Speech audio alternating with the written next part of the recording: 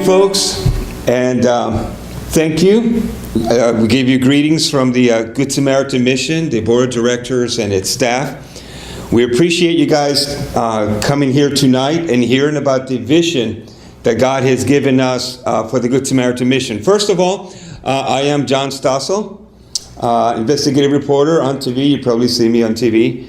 And I actually have to say that everywhere I speak, people get me confused for him. And so as I'm speaking, I watch people kind of looking at each other going, who does he remind you of? Or whatever. And so just so you know, I am not John Stossel, although I do play him on TV. Now, as a hobby, a lot of people don't know this, as a hobby on my day off, just so I can relax from the 24/7 ministry, I've done a couple of commercials, some movies, and some shots and some TV series. And when I was thinking about beginning to do that, I was thinking, I was looking into, is that something that I really want to get into? And I realized, yes, because basically what an actor does is an actor not only expresses emotion, but also tells a story through emotions. And I know of no better storyteller than Jesus in his parables. And so I've come up with a parable that I wanted to start off with to help you get into the mood and understand what the Good Samaritan Mission is not and what it is. So if you can picture in this particular scene, we have a family composed of a father, mother, sister, brother, just regular folks. And they happen to be traveling from point A to point B, and it's late at night. And they decide to, before they get to point B, to go through a construction site and try to cut through the construction site so they can get to their place faster. And so if you can picture them, they're walking, and it's late at night, and it's kind of dark, and they fail to see this huge hole that the construction folks had just dug in there. And so the whole family falls into this hole. Now this hole is over 12 feet deep. And so they try to climb out of the hole, and they're just not able to climb. And so after trying to get out and trying to crawl through the dirt walls or whatever, they're frustrated and they're not able to get out of this hole. And so they decide to just start screaming and shouting to see if anybody will hear them. And they would go, "Help! Help! Anybody out there?" And they're all just jumping up and down and screaming. It's like, "Help! Help! Anybody? Can anybody help us?" Now picture one person happens to have been walking through, and he hears these voices, and he's like, I wonder where that's coming from. And he looks into the hole, and he realizes that there's a family in that hole. And so he says, "Hello, anybody there?" And they're like, yeah, somebody heard us. He's like, "Yes, we're here. Can you help us?" And this person looks down and says, "Sure. Hold on. Are you guys hungry?" And the father's like, I suppose. Are you guys hungry? Yeah, I guess we are. And the man's like, "Okay, well, hold on." So the man walks away, comes back, and he's got bags of McDonald's food. It's like, "Okay, now, watch your head." And he throws it in, and the father's like, "What's that?" "Wow! Did you get it?" "Yeah, thanks." And so picks up the bags, and okay, we got McDonald's, kids. And so he hands the food to the kids. They eat McDonald's, and they're satisfied. And time goes by, and they decide, no, let's go ahead and try out some more. And so it's like, "Hello, anybody out there? Hello, help!" And so somebody else just happens to be, it's a nice shortcut, I'm thinking. And so just happens to be walking through, and he hears the yells, and he goes, "Hello? Hello? Anybody out there?" Like, yeah, what happened with you guys? He said, "Well, we fell. And the man's like, okay, well, you guys hungry? And the father's like, no, not particularly. Thanks. We're good. He's like, well, can't see very well. You got enough clothes, clean clothes or whatever? And the father's, well, we got a little muddy trying to get out. You know, why? And the man's like, okay, hold on. And so the man left and came back with bags of clothes. He says, okay, now, watch yourself. And he threw the bags, and the father's like, what?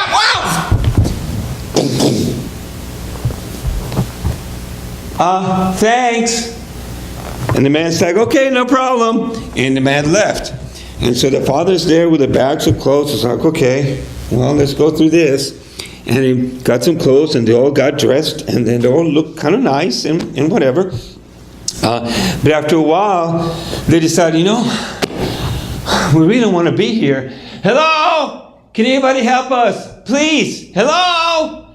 Hello? Over here. And this other man happened to be walking through and hearing the noise going on. What is that? Hello? Oh, hello! Anybody up there? We need help. The man said, you guys, what happened to you? We fell in the hole. Can't get out.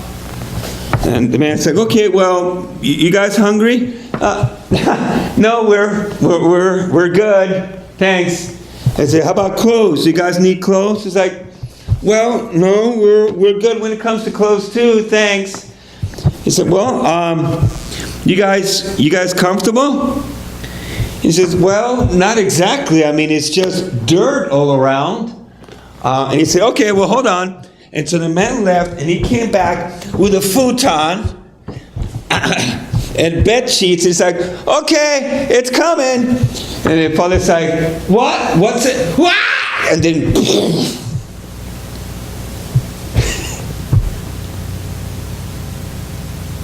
thanks. And so they prepared the futon and the bed sheets and the pillows and everything else that the man brought in. And they made a really comfortable place for them to stay. And they decided, well, I guess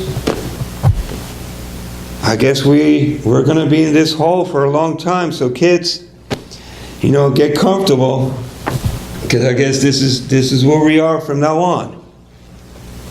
Now, the three guys who provided the food and the clothes and the furniture and the furnishings or whatever, they were feeling good about what they did. I mean, they had really good intentions when it came to providing for this family and for their immediate needs. And these folks who were here and who were needy, I'm sure they were very grateful. The problem is that they were made comfortable in that hall, and after a while, a number of them just kind of forget about the fact that they don't really belong in the hall. And so for decades, we've had well-meaning people, and I'm not saying this wrong to give people food or clothes or make sure that they're comfortable. I'm not saying that at all. But after a while, people just get comfortable in their hole, if you know what I mean.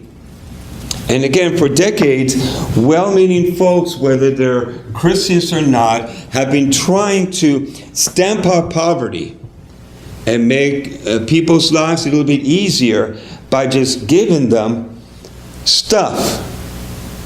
And by stuff, I don't mean the fact, I'm not trying to minimize the help that they're given.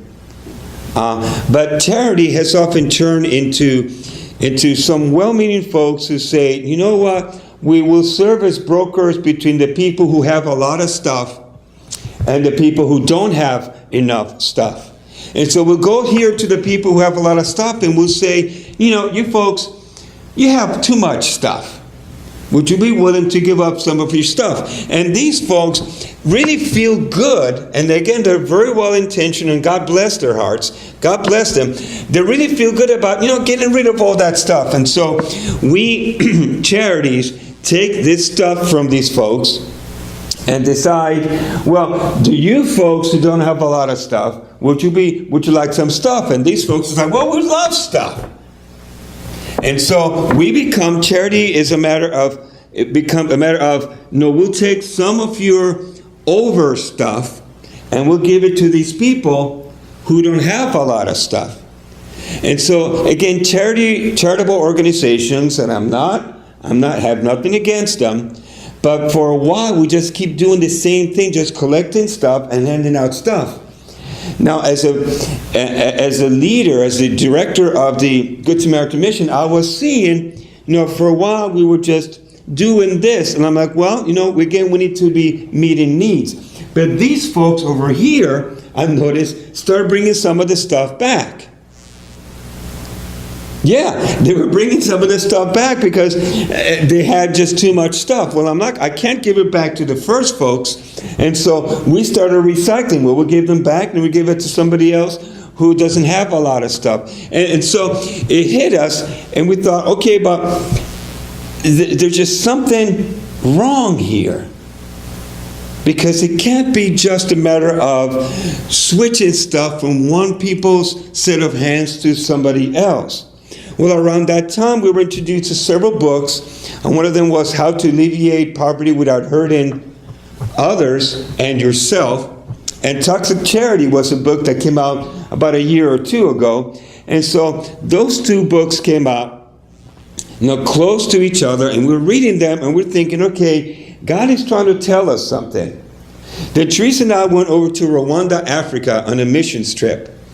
And when we were ready to go there, and we had seen pictures, and we thought, these people have hardly any clothes. Maybe they have a shirt, a pair of pants, and probably no shoes. And here at the mission, we were collecting so much stuff, so I'm thinking, we could very easily, and we'll have to pay extra money, but we could very easily just bring in bags and boxes of clothes and shoes over to these folks in Rwanda and stamp out poverty that way.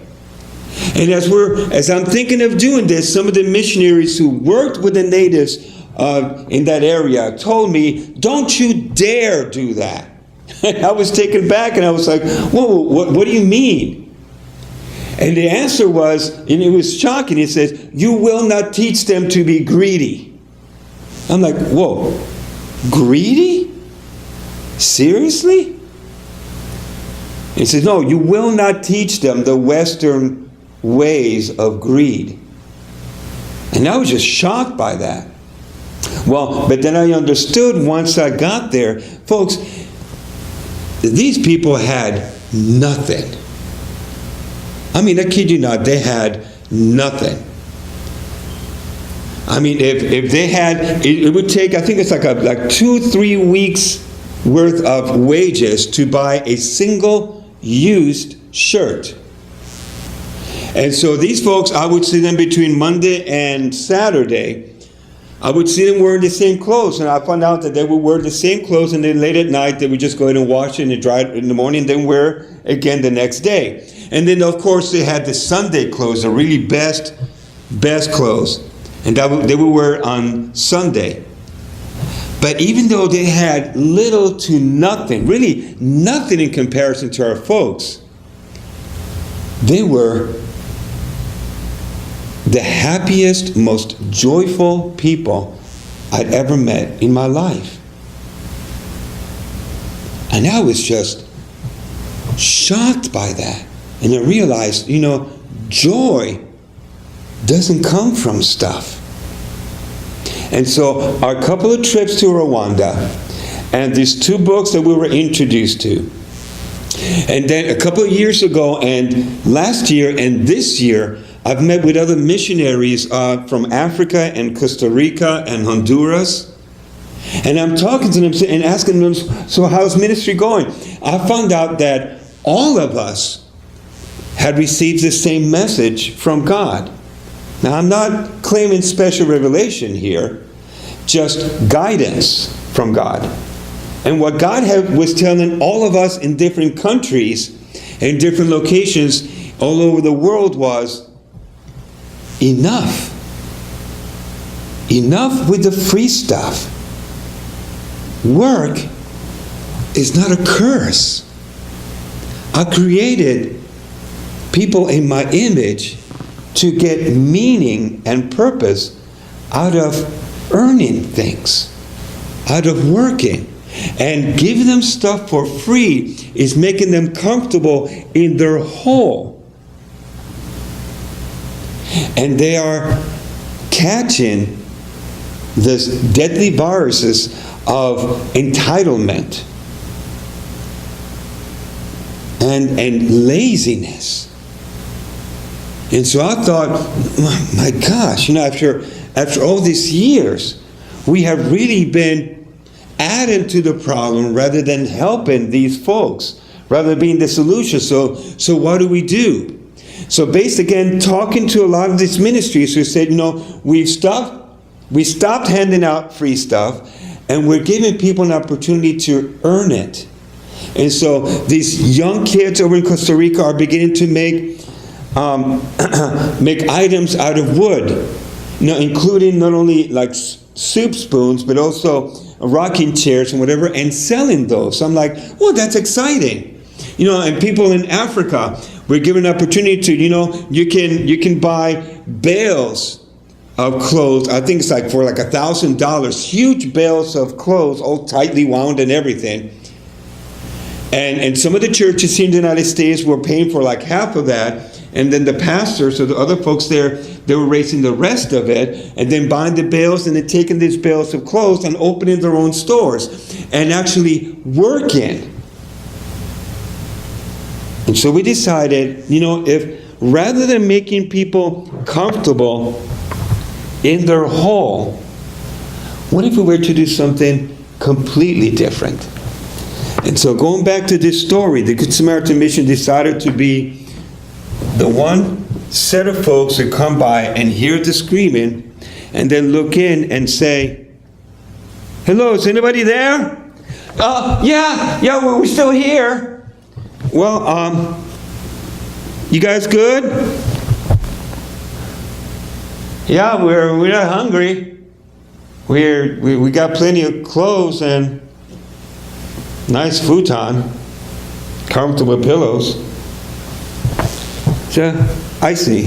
So, would you like to get out of the hole?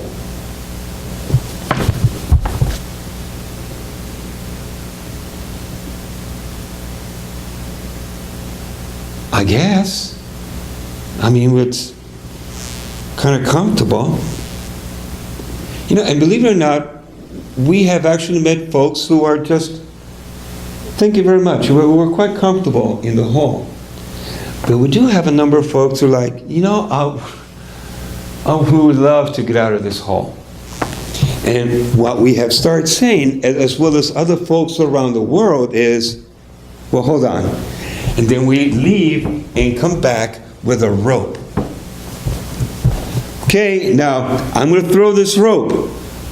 And you have a choice. I'm going to hold the rope on this end, and you can either climb out of the rope, or if you need me to help you out, I can pull you. While I'm holding, I can pull and help you out. And folks, this is kind of wild because it's not what we had been doing for a long time. And it's not what folks like to hear. They like to hear, we handed out 700 food baskets a week. Wow. See, those are impressive numbers.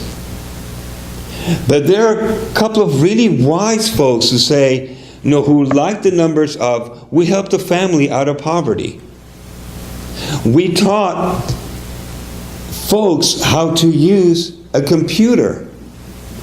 And that just opened up, the world to these folks. And so after almost 29 years, the Good Samaritan Mission decided we finally put two and two together. We finally connected all the dots and decided, okay, God, this is going to be risky, but we're going to be doing this. Because what these folks need is to get out of the hole. And this hole here looks like not only poverty, and poverty just keeps being redesigned and remodified and redescribed. But these are folks who are poor in spirit. These are folks who have problems with literacy and poor education and poor judgment. And their view of the world and the view of reality is just completely out of whack. And it has nothing to do with race. It has to do with sin coming into their lives. And with society and all. And so we started doing something new and giving people an opportunity. Now, how do we do that? Well, you have here, we're looking at doing some adult education classes as well as children and youth classes. And when it comes to the men, teaching the men about finances and teaching them about education, because diabetes and obesity is really big for these folks and a serious problem. Having classes with the women about domestic abuse and prenatal counseling, and offering sewing classes. I mean, to see these ladies learning how to sew so they can make little dresses and then sell these dresses. It's just, it's incredible seeing these folks just grow. When it comes to the children, we want to start an after-school program and have a kids club going on and teaching kids about character. Because their future depends on them. When it comes to the youth, we have started giving out scholarships for kids who want to go on into higher education. And we've had some local churches helping us with that, and we're really grateful for that. But we want to talk about gang and violence and teach them about that and give them an opportunity to get their GED and to learn how to read. And again, we want to get them out of the hole, whatever hole they find themselves in, and get them out of there. We also want to talk about marriage and family issues. Teaching parenting classes and family health and safety. This is what we want to do.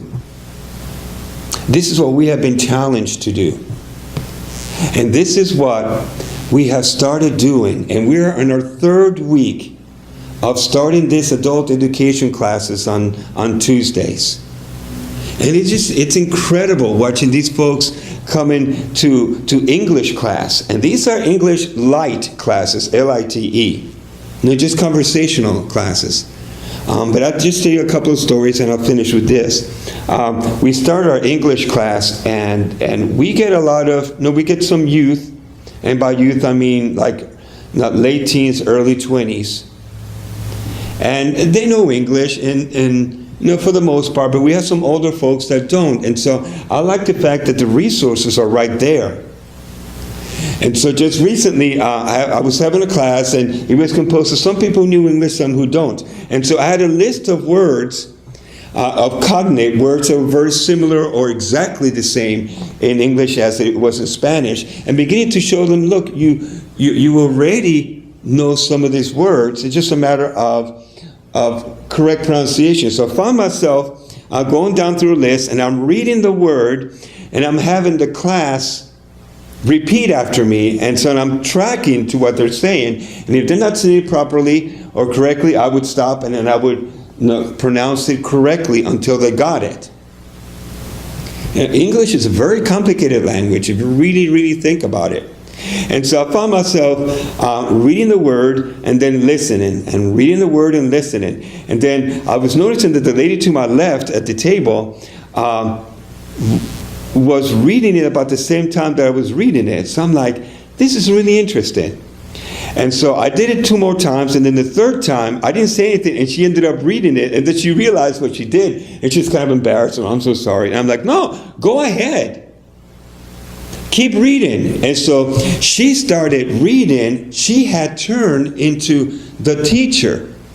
And so one of the ones in the group started teaching the rest of the group. Well, she got to some words that she really couldn't say correctly. And so the lady to her left started saying, well, I know that word. And so she started reading, and she continued to read the rest of the words. And I know in my mind, I just kind of backed up and just allowed the community to teach itself. It wasn't this expert guy just coming in and saying, hey, let me go ahead and teach you. It's showing them the resources that were available to them. And they went ahead and just took off with it. And I thought, God, this is so beautiful. The other one was Introduction to Computer Classes. It was the other class that I have. And I get a lot of folks who are just deathly afraid of computers. I mean, they've heard about them, and they're, you know, I have to hold a mouse in my hand? Seriously? And so I had this lady, and I mean, I'm really bad at age, so she must have been 70s or 80s. You know, I asked my wife, I said, how old do you think that woman is? She's like, oh, probably about 900. And I think she was right, you know, probably about 900 years old. Well, she sat in front of the monitor, and I was going to have her, you know, just kind of play around with the computer, playing the game Solitaire. I don't know how many of folks know that in Windows, the game of Solitaire in Windows is really intended to help you practice with your mouse. You know, the click and drag or double click or whatever. And so in the class, each person was doing that. And there were folks who never done it. And all of a sudden, you know, the cursors go all over the place. And just within minutes, they're able to click and drag. And I'm like, wow, God, how awesome is this? Well, this woman probably has never touched a computer mouse before. And so I'm right there next to her, and I'm walking her through it. And she's just not really sure. And so I said, okay, imagine that the mouse is your hand. So you're going to be just moving your hand across the screen, just going to put it on the mouse and just moving the mouse, and you're going to see la flechita, the little arrow, you know, moving. And so she was doing that, and the arrow was kind of moving, and I'm tracking her, and I'm watching her. And then I said, okay, now I want you to get to this card. I want you to pick up the card, and you pick up the card by pushing on this left button with your index finger. She said, well, what's my index finger? It's like, okay, with the pointer finger. And so she wasn't getting it. And so I found myself putting my hand on top of her hand, and then just moving the mouse, and then just getting to the card that we're going to pick up, and then just pushing her finger down so you would click, and then just holding it there. And there again, and she was moving it from one place to the other. And I'm like, how like God is that? Where when He challenges us, like to do something brand new like this, He puts His hand on our hand, and we're afraid because I don't know if we really want to do this. But we'll go ahead and click on it and move, and I was watching her eyes, and her world was just expanded. And so this is what we're doing at the Good Samaritan Mission. We are expanding the horizons of folks who have been stuck in holes, or probably 6x6 little rooms inside their heads for whatever situation. And in the name of God, have them live out the fact that they were created in the image of God. And have them just give an opportunity to expand their horizons and to do things that they've never done before, and walk them step by step, and then just bask in the excitement of seeing them, seeing all these doors open. And so we ask you tonight to join us. No, to join us to meet this challenge. No, we don't receive any funding from any government agency, because we want to be able to do this in the name of Christ, and to be able to have the classes and to pray and to talk about Jesus and look at what the Bible says about communication. Look about what the Bible says about the dangers of evil or whatever. But we need help from the church, from God's children, from God's creation, to, again, help us expand through knowledge, and have people, find healing, physical and emotional and spiritual, so they can impact the world for Christ. No longer a matter of getting stuff to hand out stuff. We want to help people out of the hole so they can impact the world for Christ and be the best that they can be. And so we're asking for your help to help us meet this challenge, to help us meet this vision. So please join me. And let's impact this world for Christ. Thank you.